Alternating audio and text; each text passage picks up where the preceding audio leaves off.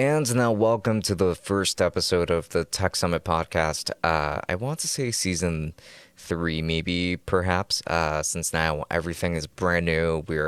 I'm in a new setup, a new studio, and things like that. So now we're going to be talking about quite a lot over here, and it is going to be very much a conversation that we would just end up having in the comments, just what's everything that's going on. And today, I really wanted to talk about the retro handheld market actually, because from what I can see, everything is heading in such a great direction. And not to even mention, actually, just the myriad of Windows handhelds that we have been getting. Like, it is genuinely surprising in a great way, actually. So like for example, I do kind of want to put the Android handhelds aside for a little bit because I think that the Windows side is just a little bit more interesting right now, considering just how many more affordable options we're getting. And I do believe that all of this stems from the Valve Steam Deck. Ever since the Steam Deck came out, we have been seeing, I want to say almost clones from a bunch of other companies that want to bring in just more affordable PCs. When before, this was something that they were just completely against. It's like, no, if you want a product from us, it's going to cost you at least $1,000. So, like for example, companies like One X Player, companies like Aya, um, and just a bunch of companies like that. Now they're starting to release Windows handhelds that are well below $1,000 that are supposed to be affordable that you can actually take with you. This is kind of almost like a dream come true, and I actually kind of wanted to bring a little more attention to products like the Aya Neo Air, for example, which now comes with an OLED screen. It's a portable PC that has an OLED screen, which is absolutely fantastic. I unfortunately don't have one, so I highly doubt that I will be able to review one. But it is one that I have been keeping a close eye on, and performance has been really nice on it so far. But that beautiful screen, even on video, it just looks absolutely beautiful. And I think that just when it comes to other handhelds like it, for example, Ambernic has just very recently released their Win 600. Now, while it's not the best Windows handheld out there, being from Ambernic, it is going to have quite a bit of compromises, and it most certainly comes with compromises in that regard. Um, Still, it is very interesting to take a look at. It is just pretty cool that they bothered to release anything like it. And now the guys that released the Odin as well are working on a Windows handheld that we should be seeing hopefully by the end of this year. So that's another thing to keep in mind. It's just we have been getting a bunch of affordable Windows handhelds. Now, here are going to be some caveats actually that kind of bother me about that entire concept in general. And it's that some of these handhelds, in fact, like if you get the base model for quite a lot of these handhelds, you are pretty much looking at just a handheld that can only play indie games that, let's say, are only available on Windows, which to me is kind of a waste of making a Windows handheld in general because, I mean, it's not that indie games aren't good or that they're not worth playing. I'm not trying to imply that at all when I say these things. However, you should be able to still experience some AAA games. And only being limited to indie games is kind of a bummer. To me, it's not really worth it because somebody like me doesn't really play a ton of indie games. I tend to play a lot of AAA games. I tend to play a lot of Final Fantasy games. And while actually quite a few of them, like let's say from I want to say honestly even Final Fantasy 12 and below are probably totally playable on the base model of these handhelds, considering that these are PlayStation 2 titles that have just been remastered. I still think that so much more can be done. So I would kind of push those other handhelds aside for a bit because I do really want to be able to focus on the ones that can handle the AAA games. For example, the Steam Deck can absolutely crush AAA games at $400. Sure, the issue really that comes with the Steam Deck at that price tag is that you're only getting 64 gigabytes of eMMC storage, not even an SSD. Now, granted, the Steam Deck has shown to be able to run games totally fine off of an SD card. So yeah, I'm not really too concerned about speeds. I'm just concerned about space at that stage. So I want to see more. I'm not gonna lie. I want to see more prices drop. I want to see these companies continue to make handhelds like these, because one thing that I don't like about the Steam Deck right now is just how unwieldy it is, just how big it is. It's comfortable to play with it still, but it's not very portable to me. It's not something that I would like to carry around with me since it's so big. It will take up so much space in my bag. So I do want something with a smaller form factor. I do have the GPD Win 3 that suffices with that just fine. It is about the size of a Nintendo Switch Lite in terms of its footprint. However, it's super thick, and it does have other components to it that do make it so that maybe uh, it it is just a pretty thick device. However, it is a great one for portability, for moving around, and you can use a Nintendo Switch Lite case with it if you needed some kind of protection for it. So I think that that's really cool. But guess what? That device costs like $1,300, and that's how much I paid for it. So keep that in mind. Keep in mind, uh, just like that kind of disparity. You are making some compromises here and there. And these are compromises that now we're starting to see less of. We're starting to see these compromises be addressed to some degree. And I think that that is so cool. So the market is definitely moving in a great direction. It kind of sucks that it took waiting for the Steam Deck to come out to start seeing all of these solutions. But at the same time, I'm very grateful to the Steam Deck and to Valve in general for making that possible, because now companies care. Now companies are like, holy crap, I really have to release something ASAP, um, so that we can compete with the Steam Deck. Because the thing is that a lot of the companies that are now making Windows handhelds, or that are starting to focus on these Windows handhelds now, a lot of these companies would make Android handhelds, and they still do, of course, and I hope that they continue to, for a long time to come. But they used to pretty much only focus on Android handhelds, and Android handhelds are going to have their limitations, especially with the mobile chips that they come included with, which at the best, I want to say you could emulate maybe PlayStation 2, and still with some compromises. Like performance was never really perfect, even with PlayStation 2, GameCube, Nintendo Wii, and that kind of thing. So yeah, I mean, these are these were the limitations. But now that they're moving over to Windows, there's so much more that they can do. Emulation with, let's say, something like even PlayStation 3 is something that should be totally possible. So if you want to play something like Demon Souls, that's completely doable. 100% doable, in fact. You should absolutely try that. On the Steam Deck, I had to adjust the settings quite a bit in order to be able to make Demon Souls playable, but you get the idea, I think, at this point. The Steam Deck has really changed a lot of things here, and I'm really, how do I say this? I'm really excited as it is now, for where the market is headed. The folks have made the Odin, for example, Iron. They're coming out with the low key, which I will probably try to get my hands on. I want to try and get my hands on one of these handhelds, of course. And it seems like most of you seem to be more excited for the low key, just considering how good the Odin was as an Android retro handheld. Now, granted, unfortunately, can't just go for a base model because I want to be able to play AAA games on it still. So ideally, what I would want is something that is the size of the Nintendo Switch, that has a similar footprint to the Nintendo Switch, but that can play so many PC games. And that's exactly where something like the GPD Win 3 would come in. But now we have a bunch of other options, like the Aya Neo Air. We've got the Loki. We've got the Win 600, which we have seen other YouTubers make Final Fantasy VII Remake run on it. And that's just really impressive. It's so cool.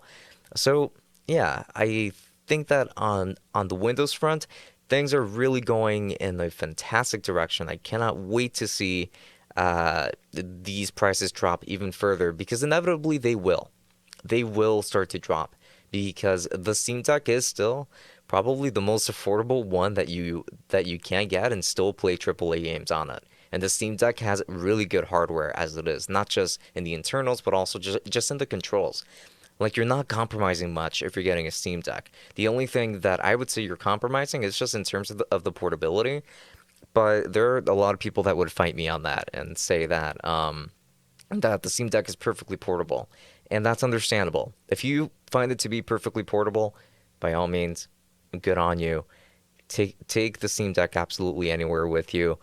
But me, I'm a little bit more apprehensive towards that. I don't really want to carry the Steam Deck around with me, but I'm always happy to carry around the GPD Win 3 because it fits anywhere. The footprint is just so much smaller, and it can play just as many games as if not even more to some extent. It does depend on the titles, since the GPD Win 3 has an Intel chip, so Vulkan titles won't be as good on it as it would be on something like the Steam Deck, for example. Like the Steam Deck absolutely crushes Doom, and it is just it's so impressive how well it performs in something like Doom.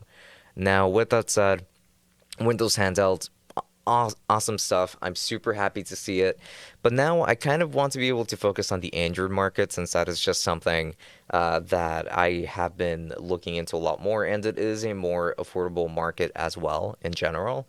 And we have always just wanted to see more and better stuff coming from the Android market. But we do understand that with these Android handhelds, if you want to keep them affordable, we need to keep our own expectations in check. So, with that in mind, I did just recently order the Retroid Pocket 3, which, by the way, seems like it is going to be a pretty impressive device. Now, I'm really just waiting for it to arrive at this point.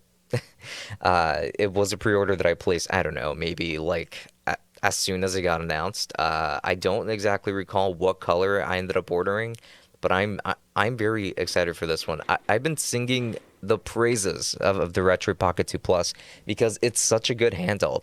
It's so good, everything that it can do, and it's so small as it is. Now, the Retro Pocket 3 is not really going to be pocketable from what I can see, at least not very easily pocketable, but I am perfectly fine with that as long as I can fit it in the bag or anything like that. That works for me just fine. No problems there. So, now, when it comes to the specs of the Retro Pocket 3, it looks like it is going to come with a an A75 uh, CPU over here, actually, and an A55 as well. So it looks like there are going to be some options there, or it seems like it is going to be split to some degree. The GPU is going to be a Power VR GE 8300 running at 800 megahertz. It is going to come with Android 11, so it is going to be compatible with a lot of apps, a lot of emulators, such as Aether X2. Now, it is worth noting that I was actually really concerned about the RG552 before, because it came with Android 7, I believe, if I'm not mistaken. And it was it, it was either Android 7 or Android 9. But either way, it just wasn't compatible with Aether X2 at first, and it didn't even come with a Play Store at first either, which is something that we have also seen from the Anbernic RG353P as well, which I do own, and I've gone ahead and reviewed on the main channel. But we have seen compromises like that in the past, particularly from Anbernic, of course. So this one is actually going to come with options for 2 gigabytes of RAM and 3 gigabytes of RAM. I went with the 2 gigabyte option because I genuinely don't really think that extra gig of RAM is going to make that big of a difference. But I mean, it could. We're just going to have to wait to see until it arrives, and then when it does, we're going to be able to test it. And it's going to come with a 4,000 milliamp hour battery, which is actually pretty big. That's a pretty big battery for a device like this. Now, I'm very excited for it because finally, also, it is going to come with thumbsticks that do make it have L3 and R3. We have never had that when it comes to the Retro Pocket series over here. We didn't have it with the first one, not the second one, and not the 2 Plus. So it is pretty nice to have them here. So this does look like it is going to be more of a standard looking handheld. And there's absolutely nothing wrong with that. I actually prefer that. I love how it looks. It kind of looks like the RG552, but it doesn't have like the linear triggers. Instead, it is going to have stacked shoulder buttons, which is going to be so cool. I know that a lot of people are definitely going to appreciate that kind of thing. I'm super excited for it. Now, the Retro Pocket 3 kind of just dropped randomly uh, for pre-order, and it is set to start shipping around August 20th. Hopefully, I can receive mine around the end of August so that I can have my review ready by sometime around early September. Since it is going to take some testing, you are definitely going to start seeing reviews on YouTube popping up for this device before its release, or perhaps even on release day, like on August 20th. Uh, but for me, it is going to take a little bit longer to get a little bit of testing there. I did buy this one myself. I had to place my own pre-order, so I do have to wait for it to arrive. So yes, it looks like that's just how things are going to go with the Retro Pocket 3. Now there is another handheld that I literally just became aware of this morning. I think that this is when everyone else also became technically aware of it, or actually no, I lied. Because according to this website that I'm on retrokezens.com, this article was actually posted around June 20th, 2022. I don't see an author for this article specifically here, so unfortunately I can't really credit anybody directly. I'm sorry about that. However, it looks like the Palkity X28 is yet another retro handle that's going to be coming out. So this is going to be the successor to the Palkity X18S, which is a clamshell. It's basically a DS with a single screen that runs Android, that has dual analog sticks, and that you can play so many kinds of games on it. Like it's a really powerful device, especially for the money. It's really well priced as well. And it looks like we're going to be getting a predecessor that isn't a clamshell at all. If anything, it looks like it is a lot more similar to the Iron Odin from all of the pictures that I've seen of it. I think it looks really, really good. I would like to pick one up myself. Now, I do not know how much it is going to cost. It can't cost that much. It's definitely going to cost less than the Iron Odin. Palkity has usually been pretty good when it comes to their pricing, I want to say. However, it is slated to have Android 11 so far, and we might be seeing it in the fall of 2022, or perhaps even the winter of 2022. So let's see how long that takes. This is going to be an Android handheld, so let's just see how far we can push Android as it is. And I am very excited to see just what kinds of Android handhelds we can see. I don't think that they're going to go for this kind of mechanism where you would just be able to dock it and then be able to use it on your TV. It looks like they're just going with a micro HDMI port instead, which is totally fine by me, by the way. I do love my Odin and the fact that I can just dock it, but this is still totally fine. Like, this is still perfectly okay. This works. I don't really have an issue with that, and I am personally excited for it. Now, it looks like this device has actually been getting some more updates. I literally just saw an article on it, literally just as soon as I got up this morning at around 8 a.m., and I was like, whoa, so this is actually a thing. But it looks like this is something that has been circulating for quite a while. So I'm I'm definitely excited for it. As soon as it becomes available for pre-order, I will be pre-ordering one to be able to review it on the channel, because I think that Kitty just does a really good job when it comes to their handhelds. Like, I do know that a lot of people do have their reservations when it comes to the X18S. Um, because of the buttons and the D-pad and especially the triggers too. But I really enjoyed it. I really liked it. I didn't like absolutely every single aspect about it, but I did enjoy it probably a little bit more than the average person. So I would give this quite a lot of credit actually. I think that this is really cool. So yeah, I'm looking forward to it. I think that it is going to be awesome. Now, when it comes to other companies, I don't know if Ambernick is going to be releasing any other Android handhelds for the rest of this year. They could be, but there isn't anything that has been announced. And quite frankly, I would just focus on maybe making the RG552 better instead of releasing a new one. So, like just make it better through firmware, which is something that has actually been happening thanks to the community. The community has helped to make the RG552 a much better device. Granted, it's probably still overpriced for what it is, but it is now a lot better than what it used to be. So I am definitely very grateful for that. I think that they have done a spectacular job, and I should probably do a revisiting of the RG552 at some point, so that I can see just how much better it has gotten ever since I reviewed it, because I did give it a pretty negative review. There are a lot of things that I like about that device in terms of the hardware, and I even like the triggers on it. But yeah, you're definitely making some compromises there, some adjustments when it comes to the software, because the software is when it really failed. And I actually had one of my units fail on me, where it just wasn't powering on anymore, unfortunately, and the display just wasn't working for it at all. Couldn't use it.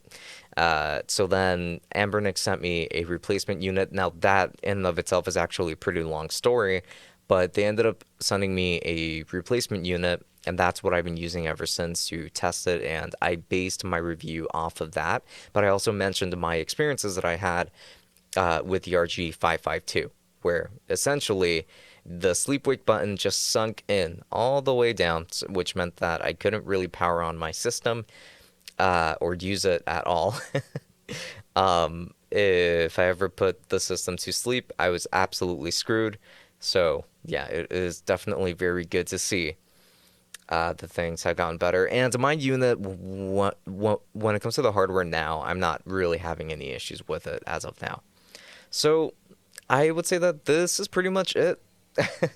So when it comes to the Android market, everything is looking pretty solid so far. I would love to see some more from some other companies to start to come out.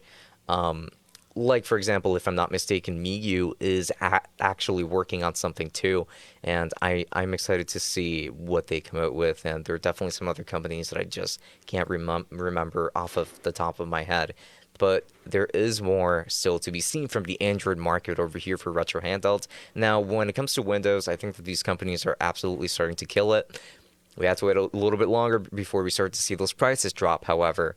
But I'll see which handheld I can get my hands on and actually review on the main channel. Which, by the way, if you don't follow me on the main channel, I do tech reviews over there of not just retro handhelds, but all sorts of different types of tech. So please make sure to subscribe. I'm going to be leaving links down below. And I do have a vlogging channel as well, if that is something that you're interested in. Now, I wanted to say thank you so much for sticking around for this episode. This episode was all about retro handhelds and Windows handhelds. So let's see what we end up talking about next week. Let's see what's trending next week. But with that said, thank you so much for watching if you're watching on YouTube. Thank you so much for listening if you're listening on other platforms. If you would rather listen to us, by the way, then links are going to be down below to a bunch of other platforms as well. So please make sure to follow us over there if you would much rather listen. And with that said, until next time, have a wonderful day.